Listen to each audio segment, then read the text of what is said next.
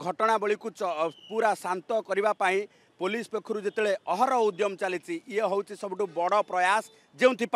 त्रिशूलिया छकरे आपड़ देखुवे जे प्रत्येक गाड़ी को अटका जाउची कटक अभिमुखे जाउथिबा प्रत्येक लोक को यही छकरे अटका जिबा सहित एठू फेरे दिया जाउची कारण आपण को कटक सहर मना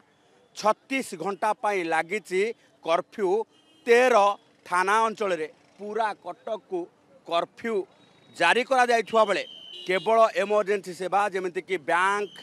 एवं लॉयर ता सहित डाक्तर एवं अन्यान्य इमरजेंसी सेवा जेमिति कि ओम्फेड ठारू आरंभ करी अनेक किछि इमरजेंसी सेवा जो माने रहिछंती से माने केवल कटक भितर को जाई परिबे ताहा पुणी यथा संभव समस्त प्रमाण पत्र देखै नचेत तांकू कटक भितर को छड़ा जीव नाही। ये देखुथिबे जे त्रिशूलिया छकरे पुलिस पक्षरु एई भली भाबे कटकणा लागू करा जायछि एवं कटकणा लागू करा जिबा सहित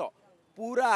कड़ा कड़ी चेकिंग करा जाय समस्त को एठी अटका जाउछि। कटकुरी कैमरा पर्सन विश्वजीत चंदन पाइक राय OTV।